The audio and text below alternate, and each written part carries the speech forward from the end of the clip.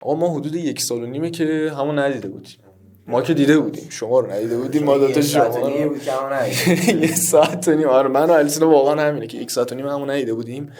ولی تو این بابا ولی این 1.5 سال که ندیده بودیم فکر کنم خیلی چیز تغییر کرده. و خب ما قبل از این ضبطی که الان داریم یه ضبط دیگه داشتیم برای گزینه پخش، ولی بعدش پیش اومد که اصلا یه ذره صحبت کنیم آقا چه خبرها تو این مدت که همون ندیدیم، اصلا چطور بوده اوضاع اینا. ما خودمون یه سلام داشته باشیم که خب سلام، من الیسون نیستم، من حامدم. من الیسون. آقا دمتون گرم که دعوت کردین منو. و اینکه آره دیگه حاجی خیلی چیزا فرق کرد. بعد یه سری اصلا تو یه سال یه جوری تو اولویتات تو زندگی عوض میشه تو یه سال که خودت پشمات میریزه. مثلا تو یه سال چجوری اینقدر همه چی من عوض میشه میدونی؟ تو این سن آره. بعد خیلی هم طبیعیه. خب اصلا یه بحثی هست که میگن آقا از این شاخه به اون شاخه اینقدر نپریم فلان نکنیم بیسار نکنیم و اصلا حرف اشتباهیه. تو این سن باید از این شاخه به اون شاخه بپری تا بفهمی با کدوم شاخه حال میکنی. اوکی تو اصلا چه 18 تا 25 26 باید این شاخه اون شاخه که اصلا کارت از این شاخه به اون شاخه پریدنه. خب و من کلا داشتم این کارو میکردم. من رفتم یهو اولا که فوکسم که رو درس بود سال کنکورم، بعد یهو بعدش کلا فوکسم رو درس برداشتم رفتم کلا تو فاز مثلا خوش گذروندن و فلان و بیسار و این داستانا. بعد رفتم تو فاز کار کردن، درس رو یهو کلا ول کردم، یه ترم مشروط شدم. بعد برگشتم تو فاز درس، بعد برگشتم تو فاز الان یه مثلا بیزینس دیگه ای رو دارم استارت میزنم. حالا هنوز استارتش کامل و اینا نخورده ولی دارم. چند مشروط شدی؟ ببخشید این وسط ترم چند مشروط شدم؟ 3 فکر کنم 3 یا 4. نه 4 چون 5 و 14 باید داشتم. ترم 4 پارسال این موقع مشروط شدم. آره. بعد من کلا آدم خیلی صفر و صدیم. یعنی میرم تو درس تا ناموس، میرم تو درس، میرم تو ورزش تا ته ورزش میرم میدونی. یعنی رفتم کاراته چه بدونم مثلا رفتم تا قهرمانی مثلا آسیا. خب از اون طرف رفتم مثلا تو درس مثلا گفتم خب برم یه رتبه خفن بیارم. حالا رفتم تو بیزینس مثلا ان شاء الله ولو تو خودم گوه خاصی نیستم ولی هر چی هست حالا کمکیه که حالا خدا مثلا میکنه بهم و اینا باعث میشه که من این قدرت رو دارم که برم جلو. خب و خب من اصلا عشق میکنم با از این شاخه به اون شاخه پریدن. این آقا من دوست دارم برم تو ورزشی ها برم تا تهش، برم تو درس برم تا تهش، برم تو عشق و حال برم تا تهش. و خب با اینکه خیلی بد بود ولی مدلم اینجوری بود که رفتم تو عشق و حال حالا برم تا تهش. خب مثلا چه من یه تایمی بود که مثلا نزدیک یه سال من درس رو کلا ول کرده بودم و اصلا خونه نمیرفتم. اصلا کلا یا تا خونه رفیقام بودم تا صبح میرفتیم کردان میرفتیم اون برم اشغال رفتم تا تهش. حالا میخوام برم تو بیزینس میخوام مثلا مدلم اینجوریه. برمیگشتم این کارو میکردم. آره برمیگشتم این کارو میکنم به خاطر که اصلا عشق میکنم با این شاخه با اون شاخه پریدن. برم روی شاخه بشینم هی همون شاخه خوب که چیکار کنم تاش. خیلی میگم 20% بذار واسه این کار، 20% بذار واسه این کار، 20% بذار 20% واسه این کار. مثلا 5 تا 20% که 100% رو بده. خب من 100 میذارم میرم، 100 شو میذارم میرم تمام میشه، 100 شو میذارم میرم تمام میشه.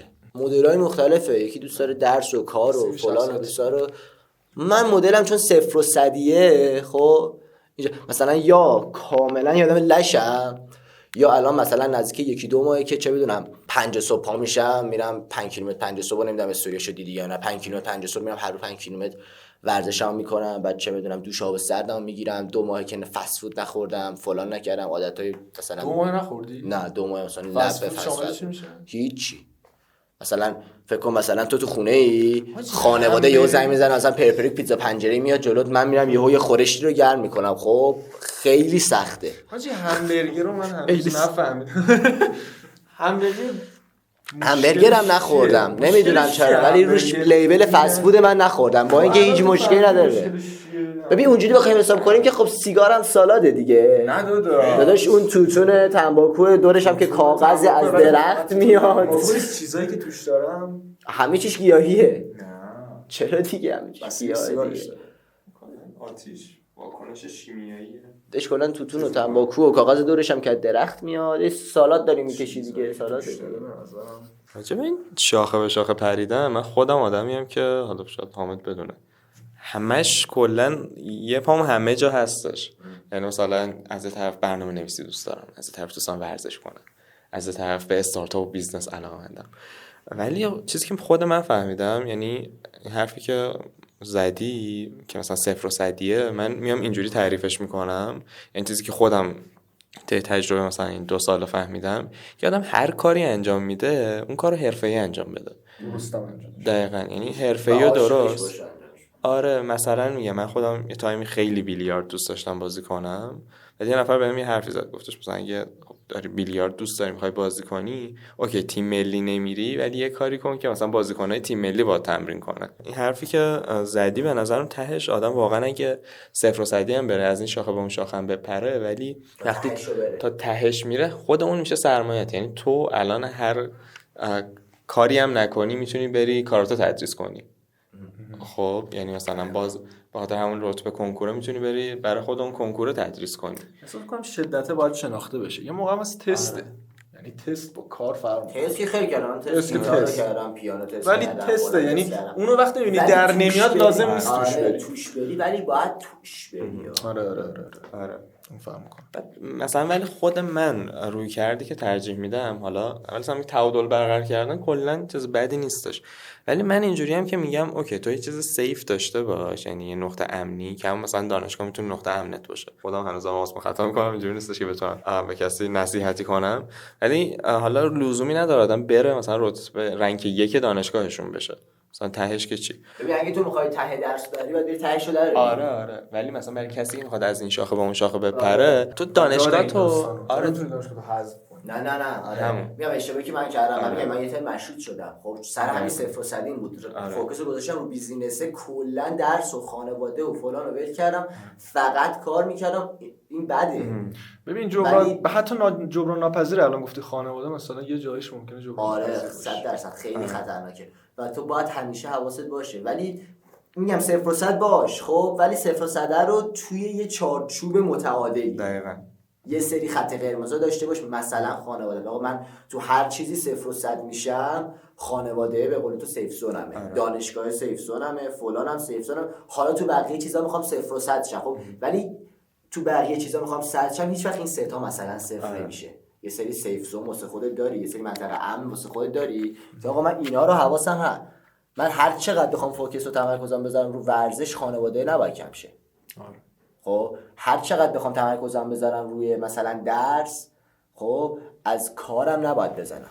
میدونی یه سری واسه خودت باید داشته باشی که اونا مثلا امن تو باشه دیگه. دقیقاً، چون میدونی تو سن ما وظیفه ما الان در واقع چیه؟ حالا به اساس کسایی که به هر حال یه سری مجبورن کار کنن، اون وظیفه اصلی تو این سن درس خوندنه و تو وقتی اینو ناقص انجام بدی، وقتی وظیفه اصلیته، یعنی یه حالت وظیفه اصلی درس خوندن نیست، یاد گرفتن. آره توقعی که ازت میره، توقع شاید اینه که تو یه مدرک لیسانس حالا هر جوری شده بگیری. بعد این میدونی وقتی این لنگ باشه، من مثلا من کار ندارم معدلت مثلا 13 باشه 14 باشه، ولی وقتی مثلا مشروط میشی دانشگاه داره رو هوا اصلا ممکنه کنسل بشه، از اون طرف سربازیه، گوشه ذهنت آره یه اختشاشیه، انگاری که مثلا یه آرومیه که نمیتونی مثلا به همون کاری که الان داری میکنی هم ضربه میزنه. به خاطر همین آره اون مسیر اصلیه رو آدم صرفا داشته باشه که همین سیف زونی که گفتی، بعدش حالا در کنارش هر کاری میخواد تو تا 99 هم بری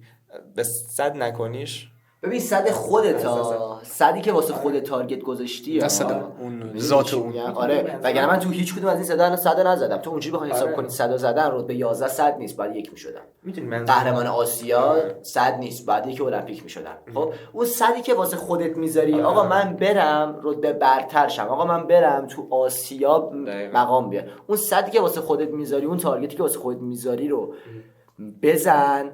خب من مدلم اینجوری، من اون تارگت رو میزنم و میرم و خیلی سر این میگم بابا تو چیکار میکنی، تو قهرمان آسیایی، تو همین رو ادامه بدی میری مثلا المپیک فلان. میگم بابا من تارگتمو زدم میخوام برم.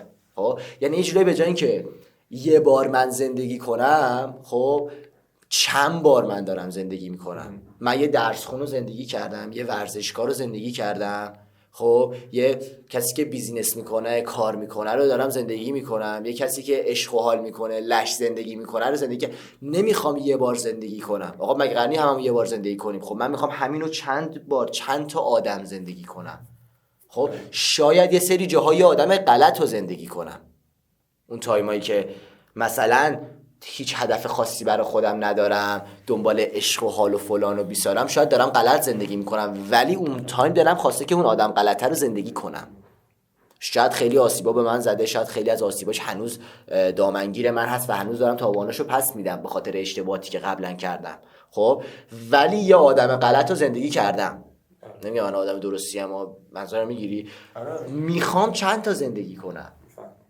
آقا من الان بعدش میخوام چه بدم یه هنرمند رو زندگی کنم و تو ذهنم اینه که من الان برم مثلا پیانو رو یاد بگیرم، شروع کنم به پیانو زدن. خب از اون طرف حالا تو میدونی من داستان عرفانم چقدر رفتم جلو، یه جورایی چه بدم مدیتیت و فلان و بیشتر 14 ساعت میتونم الان مثلا راجبش باهات صحبت کنم. خب راجب انرژی، چاکراها، مدیتیشن، چه بدونم هر مدل مدیتیشنی که داریم، هر چاکرا به کدوم سیستم ربط داره، چیکارا میکنه، مثلا تو استرس بگیری به کدوم چاکراته، چه بدونم قده پینال میشه چاکرای چندمت فلان بیسار. مثلا یه جورایی این مسیرم زندگی کردم و یه سری هم باید زندگی کردن سرمون دوست. آره و خب منظور مخاطباته ها. یعنی من یه آدمی ام که چه دارم سیگارشو میکشه، مدیتیشنشو میکنه، 5 صبحشو پا میشه، خب یه سری تایم یک سری کار دیگه میکنه، خب بعد چه میدونم به سری تایم نمازش هم میخونه.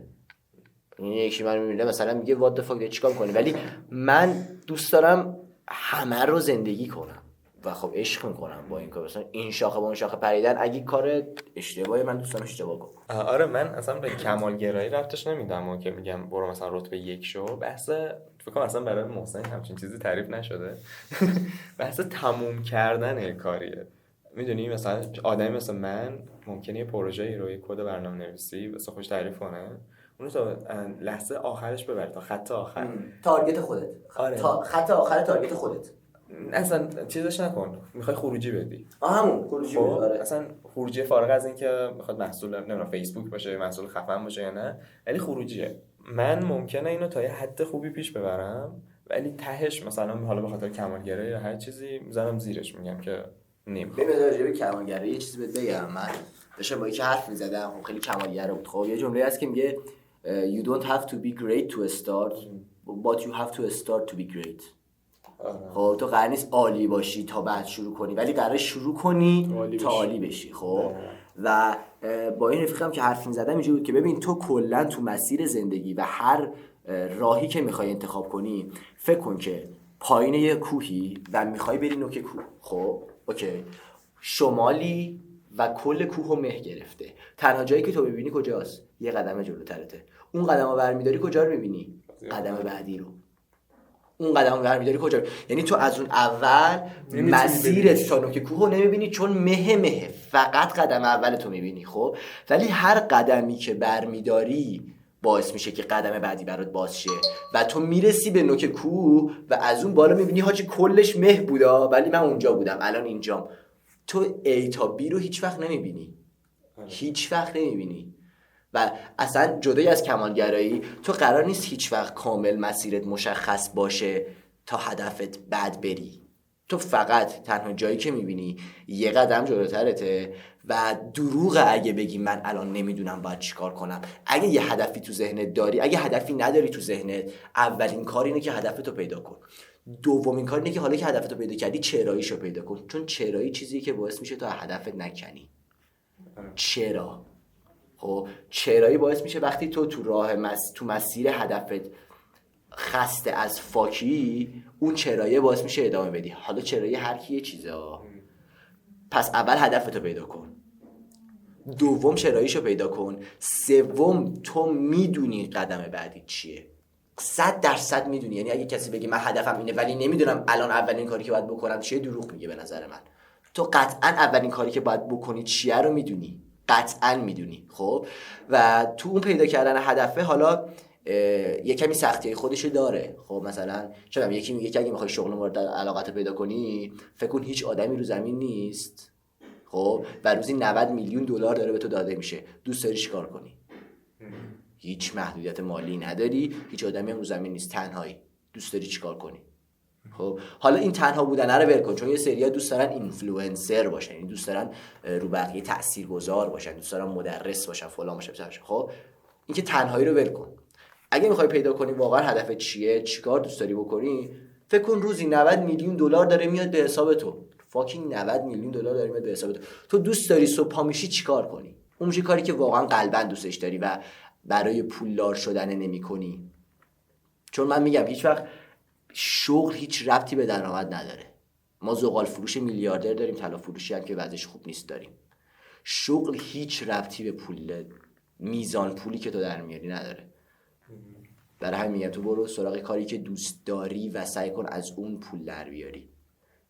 به نظرم بیان مثلا من دقیقا شاید همچین چیزی، ولی بیان متفاوتی که دارم هم که گفتم این که حرفه‌ای انجام بده، هر کاری انجام میدی عاشقش باش انجامش بده. عاشقش باش و حرفه‌ای انجامش بده. آره یه جمله رو سوک سوک بود دیدی وایرال شده؟ یه جمله رو سوک سوک زدن میگه شاید ما چیزایی که دوست داریم و نداریم ولی باید عاشق چیزهایی باشیم که داریم. جمله آخر روش بود. آره رو سوک سوک بود، وایرال هم شده بود، خیلی باله. اینم یه جوری میشه ربط داد به همین. آقا حتی اگه یه سری تایما مجبوری که یه کاری رو انجام بدی، جوری انجام بده که انگار عاشقشی. مایک تایسون همین رو میگه دیسیپلین یعنی انجام دادن کار جوری که عاشقشی، حتی اگه عاشقش نباشی ولی جوری انجام بده که انگار عاشقشی. میدونی من عاشق درس خوندن نبودم و نیستم، ولی سال کنکورم جوری درس خوندم که انگار من عاشق درسم ولی نیستم. کنکورم تموم شد، من بالاترین معدلی که داشتم 13.5 بوده، یکیش که زیر 12 بود که مشروط شدم، بقیهش بلا استثنا همه 13.5 نمیدونم چه تلسمیه چیزه اصلا 14 رو تاچ نکردم تو معدلام. خب و این خودش ثابت میکنه که من عاشق درس نیستم، ولی سال کنکورم جوری خوندم که انگار عاشق درسم. و دیسیپلین از زبون مایک تایسون یعنی هم، یعنی یه کاری رو که داری انجام میدی جوری انجام بده که انگار عاشقش. گفتی سوک سوک ویدیوشو دیدی و رفت سمت اینستاگرام و ببین من الان یه مدتیه که مثلا گفتم اینو ندیدم و خیلی کم میرم تو اینستاگرام، ولی چند شب پیش رفتم تو اینستاگرام تا 3 سر اینستاگرام بودم چرت و پرت. امروز خیلی بده نه دیشب نبود، چند شب پیش بود، ولی آخر پر از چرت و پرت و کثافت و اصلا معنوی هم شد محیط. الان ما این آهنگه کلی چرت و پرت و کثافت و اینا اومد اصلا به هم ریختم و خیلیش هم حتی مفید بود ولی یادم نموند انقدر زیاد. اصلا مثلا چیزی بگم، تو میری تو اینستاگرام خب اتفاقاتی که میفته چیه؟ قیافت زشت میشه، دوست دخترت زشت میشه، وضع مالیت بد میشه، خونه‌ای که دارین کوچیک میشه، هیکلت بد میشه، حالا یا خیلی چاقی یا خیلی لاغری، کارهایی که میکنی میشه، کارهایی که آقا من نمیفهمم چطوری تو اینستاگرام همه سیکس پک دارن، همه ماشین زیر پاشون بی ام و و بنز، همه خوشگل‌ترین دوست دختر دنیا رو دارن فلان، اینا که تو خیابونن مایم همشون.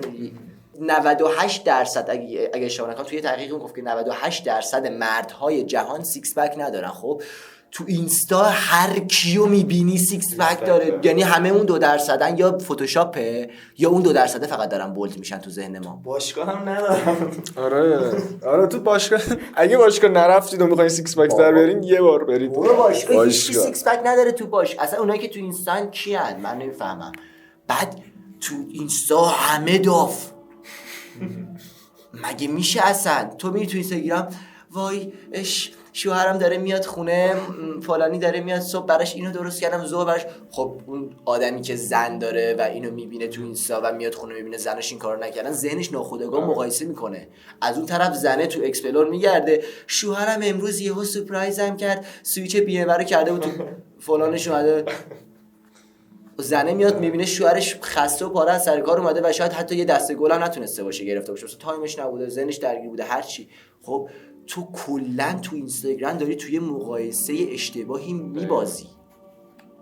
مشکلم اینه که اینا از اگزاجره بودن دیده میشن و خب اینستام همینو میخواد که تایم ببره دیگه. یکی رو تو رو مجذوب خودش الان تو اینستاگرام من استوری منو ببینی خب میگی محسن سیکس پک داره، محسن 5 صبح پا میشه میره ورزش میکنه فلان میکنه، وای این اصلا کی فقط داره عشق و حال میکنه که خب تو در جریان کاری که من میکنم هستی؟ تو در جریان حتی یک استوریو تو در جریان مثلا اینکه مثلا من دارم کاری استارتاپ بیزینسی رو استارت میزنم هستی؟ تو در جریان فاکتاپایی که من تو زندگیم داشتم، تو در جریان هیچ کدوم اینا نیستی. در جریان نمراتت هم نبودم تا الان. در جریان نمرات من نیستی. فقط میگی این پسر داره میره دانشگاه تهران حقوق میخونه، صبح میره میدوه، هیکلش هم خوبه. خب یا مثلا یه سری تا ما استوری هم بیرون میذاره داره اشغالش هم میکنه. در جریان هیچ کدومش نیستی. یعنی بک‌گراند رو هیچ کسی نمیبینه. خب حالا من که این مثال خیلی کوچیک بودم، ولی تو بری تو مقیاسای بزرگتر، خب تو نه کار کردن من نمیبینی، نه مثلا کجا میرم چیکارا میکنم، چه هزینه هایی دارم، بعد مثلا هیچ کدومو تو نمیبینی. تو هیچ کدوم از دعواهای من با عزیزامو نمیبینی، تو هیچ کدوم از مشکلات مهمی که من تو زندگیم دارم رو نمیبینی. فقط داری یه ظاهر خوشگل از یه آدمی میبینی، یه قسمتی از اون پکیج نهایی رو داری میبینی. تو داری باطن زندگی خودت با ظاهر زندگی بقیه مقایسه میکنی تو اینستاگرام و این اشتباه ترین کاری که تو میگی تو زندگی دو کنی. چون حالا اون داستانی که تو گفتی اصلا از این بدتره. این چیزی که من گفتم صرفا این مقایسه کردم که همه تو اینستاگرام میخوام میگن ما حالمون خوبه، ما خوشگلیم، ما هیکلمون خوبه، بهترین پارتنر دنیا رو داریم، خانواده‌مون خفن ترین، شغلمون خوبه فلان. اصلا خود اسکرول کردن مغزو میپاچه. خیلی وحشتناکه. خب باعث شده که انسان‌ها نه صبور باشن. تو 3 ثانیه 4 ثانیه اول جنگ شد باش. تو 3-4 ثانیه اول یه ریلی اگه دوپامین ترشح نشه میری ریل بعدی. خب یعنی لحاظ مغزی داری به فنا میری، تویی که نمیتونی 3 ثانیه وایسی تا ببینی. تو این ویدیوها رو دیدی با یه دونه چیز فیک یهو توجهتو جلب می‌کنه، یهو یارو میاد یه چیز دیگه میگه. دیدی اینا رو؟ مثلا یه چیز کوه یخی رو پرت میکنه پایین، تو منتظری این بخوره زمین ببینی چیه، یهو یه یارو میاد جلوتر مثلا یهو میگه که مثلا حرفای من گوش کن، یارو در لحظه سودشو میبره ها، ولی واقعا آسیب زننده است. ببین تو حالا اونی که داره تو دنبال دوپامین فیکی نه، اونایی که مثلا بر بازاریابیشون این کارو میکنن اون که آره، ولی تو واقعا معتاد دوپامین فیک شدی.